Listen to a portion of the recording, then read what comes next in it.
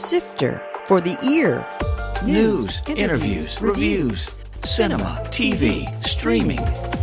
Action! Hi, y'all. This is Jerry Williams, a.k.a. TV Jerry. The Richmond 48-Hour Film Project is shooting July 14th through 16th, but now's the time to register. The 48 is the largest filmmaking competition in the world. Each year, more than 100 cities across the globe compete to write, shoot, and direct a short film in 48 hours.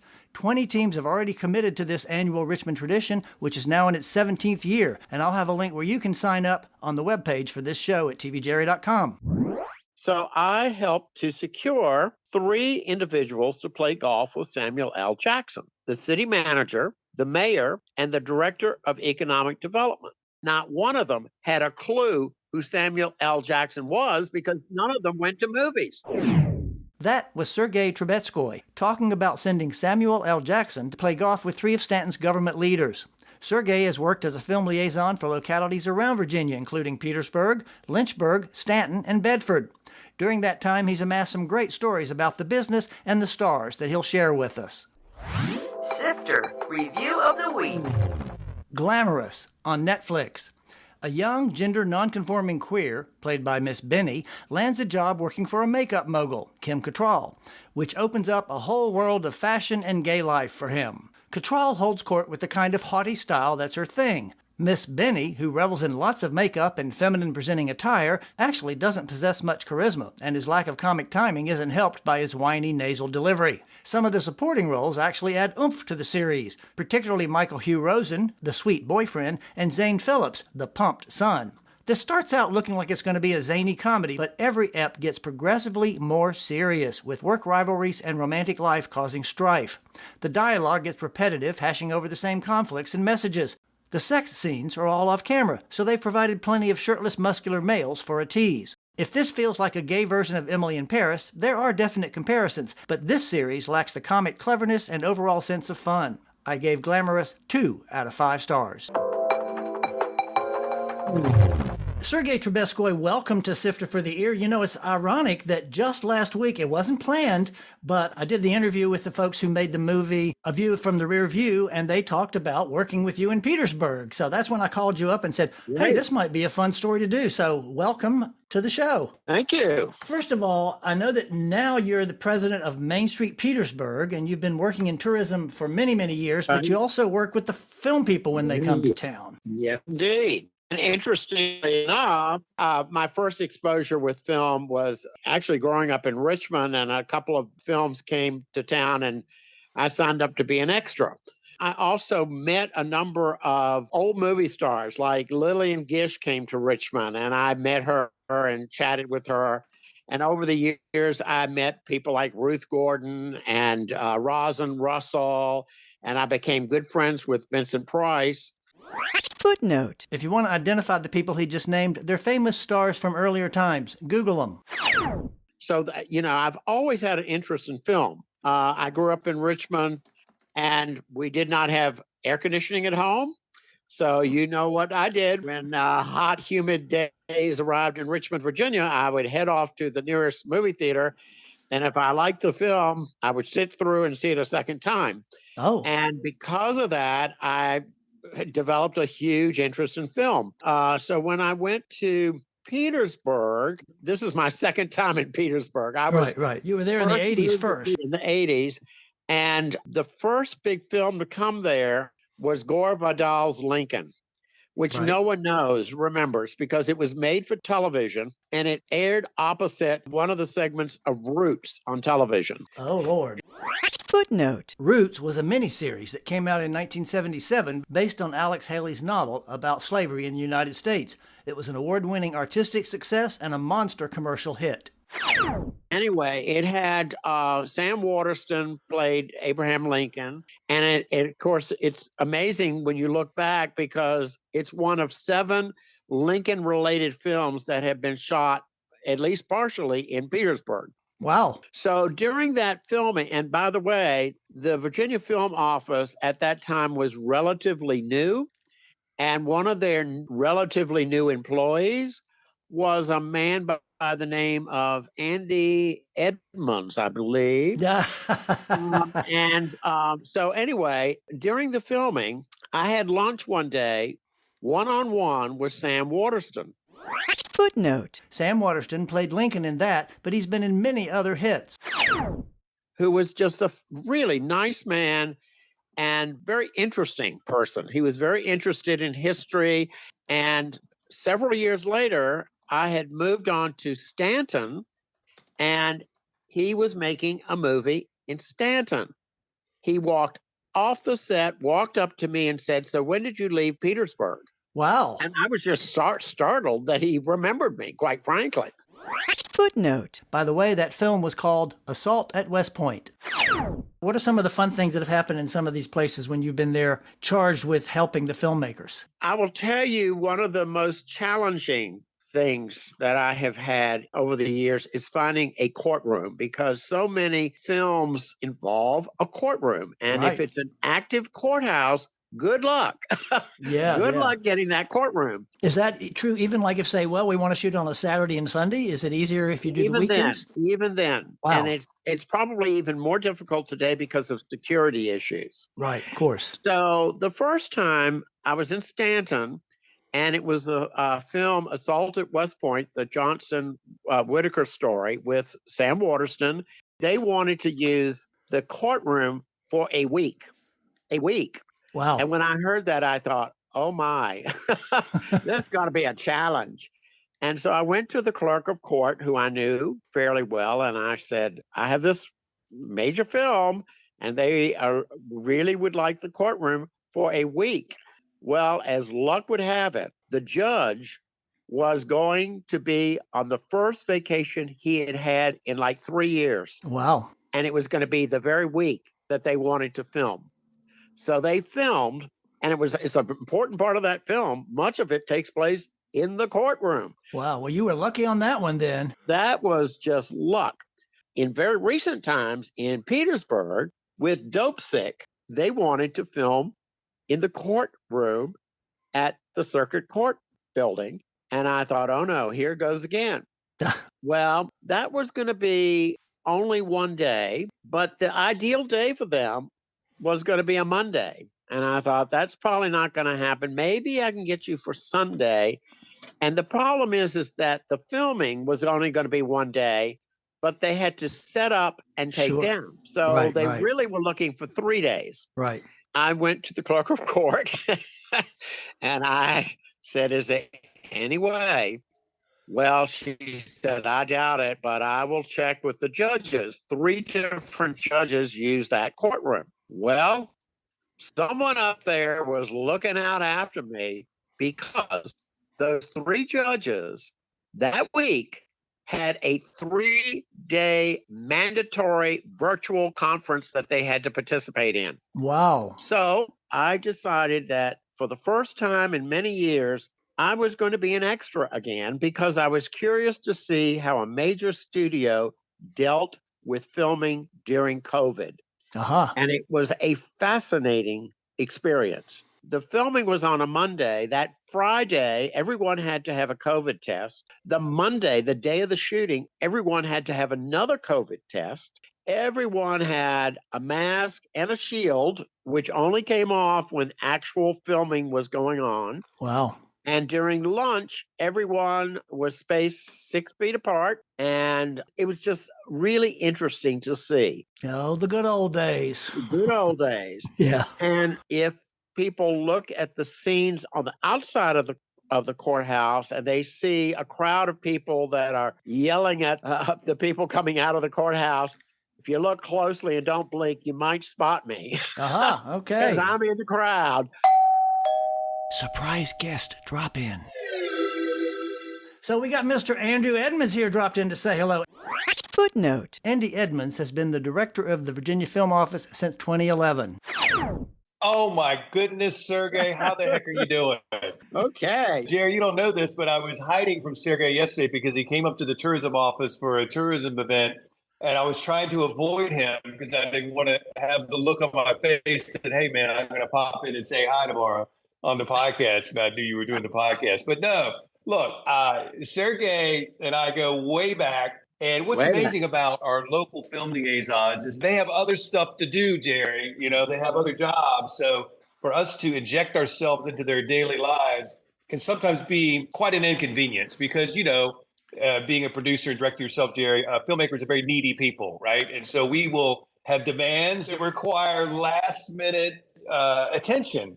And for us to inject ourselves into the workflow of Sergei and others in his role in various communities around the state, we certainly do appreciate the ability to do that. Some around the state that we, bring into this role understand that urgency better than others. And I'm not going to name any names, but I got to say that Sergei's always been one to pick up the phone and respond to us and know that we need to get some pictures of something or get a key to a place or find out where the bodies are buried. And Sergei's one of those folks that we can always count on. I remember going back, we did Hearts in Atlantis up in Stanton, right? Were you there on Hearts in Atlantis in Stanton, Sergei? Yeah, that's right. Footnote. Hearts of Atlantis starred Anthony Hopkins and was released in 2001.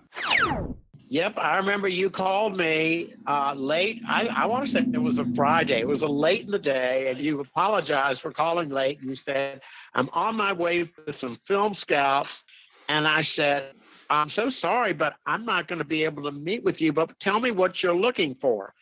And you gave me about 3 different sites that you were looking for. And I said, we've got them all. And this is where they are. And those 5 sites are where all the filming for that movie took place. Cool. All of them. That's right. All of the filming. and still promoting Virginia out there. So I just wanted to say hi, Sergei, and thank you so much for your help over the years, my friend. Happy to continue to do that. It's always a pleasure to hear from you too, Andy. Thank you so much. All right, Jerry, we'll keep up the halfway decent work, okay? Just like you, I'm trying to stay in your level, Andy. All right, take it easy. Thank you so much. Bye-bye. Now, you told me earlier that you had a story about Samuel L. Jackson. Well, yes. Samuel L. Jackson, like just about everyone in Southern California, loves to play golf. And so while he was in town, he wanted to play golf. Footnote. That Stanton shot film, Assault at West Point, also starred Samuel L. Jackson. Well, luckily, Stanton has 3 golf courses. So I helped to secure 3 individuals to play golf with Samuel L. Jackson. They included the city manager, the mayor, and the director of economic development. Cool. So they go out and play with Samuel L. Jackson. But what I did not know until after the fact is that not one of them had a clue who Samuel L. Jackson was because none of them went to movies. My gosh. Of course, Samuel L. Jackson probably loved the fact that these people didn't know who he was. I was just going to say that. They probably just treat him like some other schmo as opposed to a big movie star. That's great. So I think that's a great story. So tell me about Vincent Price. How did you get to know him? Footnote. Vincent Price might be known to younger listeners as the narrator of Michael Jackson's Thriller video, but he had a distinguished career as an actor and was known for his horror films, including several based on Edgar Allan Poe's stories. For many years, when I was in Richmond, I worked part-time at the Poe Museum. Right. And I was there one day when Vincent Price shows up. I introduced myself, and he immediately knew my name because he knew a Troubetzkoy relative of mine in California. Wow. So that opened up discussion. We found that we had a lot of similar interests. We stayed in touch. And he did a play in Washington, D.C. He actually took it all over the country, where he portrayed Oscar Wilde. And so I went to Washington to see the show, and we went and had dinner. He later took the show to Baltimore. I went to Baltimore, saw the show again, and I took him to the Poe House in Baltimore. He'd never been there. And to this day, the brochure for the Poe House in Baltimore has a quote from Vincent Price on the top of the brochure, and it's from that visit. Wow, cool. I don't guess you got any credit for that in the brochure, did you? I didn't. But the funny thing is the quote is, "This place gives me the creeps." I love it. Well, that's a great double entendre, too. Yeah. And I have notes from him, and I have his cookbook inscribed by him. But he was a wonderful person. We shared a lot of interest. We had great conversation. So you've talked about some of these cities we've been to, a couple of the cities you've mentioned. What about Bedford? The first big one when I was there was Lake Effects, which was filmed down at Smith Mountain Lake. Footnote. Lake Effects was a TV movie shot in the area in 2011. However, They were having trouble finding one of the locations, and it was a bank. And banks are kind of like courthouses. It's hard to. Right, right. They're concerned about security, and if you've got to find a time when they're not open. And I said, well, actually, we have a beautiful bank building that could work because it is no longer a bank, but it looks like a bank. And they ended up filming not only in the bank, but the streetscape around the bank. It looks really, really cool on film. Oh, good, good. I've dealt with in both Bedford and in Petersburg with various films involving zombies. Oh, wow. Tell us about that. We love the zombies. I think in both cases, I said to the directors, I said, if you need any extra zombies, I can lead you to buildings filled with them. And they let out laugh. They really love that. They knew exactly what I meant. So any good stories on either of the zombie movies? The one in Bedford was kind of fun. It was a low budget film. By the way, what's the name of that film? Do you remember? I think this is the one that was a remake of Plan 9 from Outer Space. Footnote. Plan 9 from Outer Space is considered by many to be the worst movie ever made. I have a podcast with a woman who wrote a book about the making of the film, and I'll include a link on the page for this show at TV Jerry. These filmmakers came and they wanted to remake it. There was a scene in the movie that involved trick-or-treaters. I needed to find all these kids to dress up for Halloween and pretend like they go trick-or-treating. The problem is, and I didn't know it until later, that all these kids would not be able to see the finished film because the finished film had an R rating. Right. Because of nudity. And so I had to okay. Right. I was really kind of concerned about that. Right. Luckily, there are no sex scenes. It's just nudity. Actually, it was a fun movie. It was a lot better than the original Plan 9. This one actually was entertaining. I don't know if it ever really got released. I know that Walmart, of all places, was selling DVDs at one point of this movie. So, Sergei, what takeaway or advice do you have or have you gotten from other people about the business?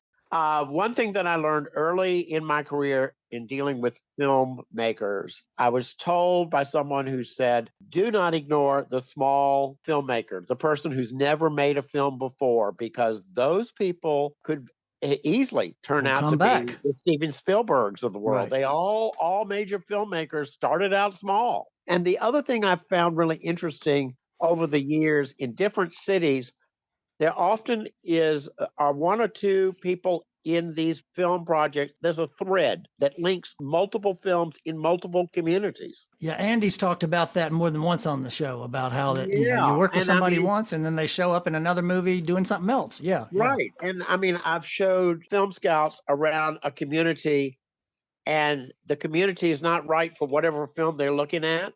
But I see those same people 3 years later, they're working on another project, and that community is perfect for that film. Right. So don't ignore the person that says no to you because, they're no for that particular project, but they could easily come back with another project and often a bigger project. What would you say is the weirdest or the hardest request that you had for something? I will tell you an ask that I didn't expect to be difficult. It ended up to be very difficult. I had a film project. It was when I was in Stanton, and they were looking for a grocery store that was going to have the look of a 1960s grocery store.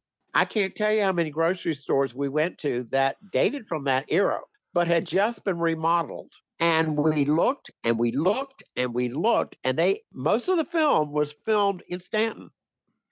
But that scene, they had to drive like 45 minutes away to find the grocery store that had that look. And within months after they did that film, that grocery store shut down. Oh, wow. To this day, I make note whenever I see a grocery store that has that look because they're so rare. And I think it was the hardest thing I ever had. Wow. While I was in Stanton, we had film scouts come who they were going to film Lassie, the movie Lassie. Right. The scouts came and we searched all over the county. They were looking for this farm where Lassie lived. The challenge there was to find a farm that had no modern intrusions, particularly power lines. Well, you would think that would not be that hard. It was very hard to find. Huh. We finally discovered this beautiful, beautiful farm, and it was nestled in this little valley, and there were no power lines. Well, then it was time to bring the director. So they take the director out to the farm. All this fog had set in, and what made that the perfect farm was not didn't look perfect to him because you couldn't see anything. You could hardly see the farm, let alone the vistas, which is what was so important. Right. So we lost that film to Tazewell County. Well, that's showbiz. Okay, so that's Stanton. Do you have something that's Stanton-centric or not Stanton-centric? Well, it's kind of a little of both. When I was in Stanton, there was a great antique and classic car dealer, Bruce Elder, and he leased vehicles for movie projects all over the Commonwealth of Virginia. Sure. They were filming Evan Almighty. Footnote. Evan Almighty was the comedy starring Stephen Carell, who's called by God to prepare for a flood. And one day he said, why don't you come with me? I'm going over to the set. So I go with him over to this film set over in Waynesboro. There were, I think, 4 or 5 of us were the only people who watched a scene being filmed with Morgan Freeman. And that was really cool. Wow. To watch him. But it was also really cool to hear all the stories of all the automobiles that he would lease to various film projects. And he sold cars from all decades of the 20th century. I mean, if you wanted a Model T, he had that. If you wanted a 1960s car, he had that. And all the vehicles in that particular movie are ones that they leased from him.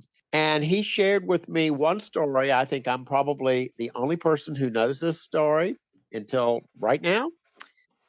He said, you know, when War of the Worlds was filmed outside of Stanton, and actually one small scene was filmed in the city right across the street from the car dealership. And he said Tom Cruise came in one day and bought a car as a gift for Steven Spielberg. Wow. Do you know what kind of car it was? I don't. And unfortunately, Bruce is no longer living. He passed away from cancer. Great guy, really wonderful, wonderful guy. The business is still there, though. The automobile business is still in Stanton. Footnote. I called Brian Rhodes, who now runs Bruce Elder Antique and Classic Automobiles, and was Bruce's assistant. I thought it might be a good future podcast. But when I told him the Tom Cruise story, he replied, never let the truth get in the way of a good story, and explained that actually Steven Spielberg bought a Mustang for Cruise, but it was done through an assistant, so neither of the famous folks actually visited the store. But Brian has promised lots of other cool stories when he comes on this show. So one question I always like to ask everybody, when you're not out there promoting Petersburg, what are you watching? Oh, my. I am a big moviegoer. So what was the last movie you saw? What was the last movie I saw? Gosh, I'm pulling a blank what the last movie I saw was. I do know what the last movie I saw was. I saw at the Bird Theater, they had these short movies made by Charlie Chaplin and Buster Keaton. Those are the last movies I saw. Or is there stuff you stream if you're not at the movie theater? I'm usually I'm more at the movie theaters. I really like seeing stuff on a big screen if I can, you know, and I like a lot of old movies too. And I've gotten really interested in more recent years with early film, you know, like silent films and early films, which I've always kind of had an interest in, but I've met a number of silent film stars. Right. And that I think probably helped to get that interest going. All righty. Well, I want to thank you so much for this. It's been fascinating to find out more of some of these interesting stories about making movies around the state. And thank you so much for sharing your knowledge and fun stories with us. Okay. You're very welcome. Thank you. That was Sergei Troubetzkoy, who's currently promoting tourism in Petersburg, but has worked as a film liaison for localities around Virginia, including Petersburg, Lynchburg, Stanton, and Bedford. I'll have the 2 Plan 9 links and more on the webpage for this show at tvjerry.com. Coming soon. In theaters. Indiana Jones and the Dial of Destiny. the fifth and final adventure with Harrison Ford. Ruby Gillman, Teenage Kraken. This animation takes place in a royal family of sea krakens. Every Body. Just in Time for Pride, a documentary that profiles 3 people who were born intersex. That's the I in LGBTQIA. Sound of Freedom, based on the true story of a government agent turned vigilante who tries to rescue hundreds of children from sex traffickers. The In-Law Gang. After 5 years of enduring the insults and disrespect from her in-laws, a woman decides to take revenge. TV and streaming. Rock Hudson, All That Heaven Allowed, on Max. Also for Pride, this is a new bio-documentary on the star, including his closeted gay life. Taylor Mack's 24-decade history of popular music, on Max. This wild, blatantly gay performer performs. The Gold on Paramount Plus. Hugh Bonneville plays an 80s detective trying to solve Britain's largest gold heist. Downey's Dream Cars on Max. A team restores 6 of Robert Downey's classic cars to make them more eco-friendly. The final season of Tom Clancy's Jack Ryan has John Krasinski returning to Amazon Prime for one more adventure. The Witcher on Netflix, Season 3 with Henry Cavill, returns for the last time with Part 1. Part 2 drops July 27th. You can subscribe to this podcast on all the usual platforms, or you can visit tvjerry.com, click on the podcast tab, and there's a link. Next week, we're going to stay in Petersburg. TV star Tim Reed, who's been living there with his wife Daphne for years, will join me to talk about his career, coming to Virginia, and his upcoming event with legendary comic Tom Dreesen. This is Jerry Williams. Thanks for listening. For more Sister, including literally thousands of reviews, Visit tvjerry.com.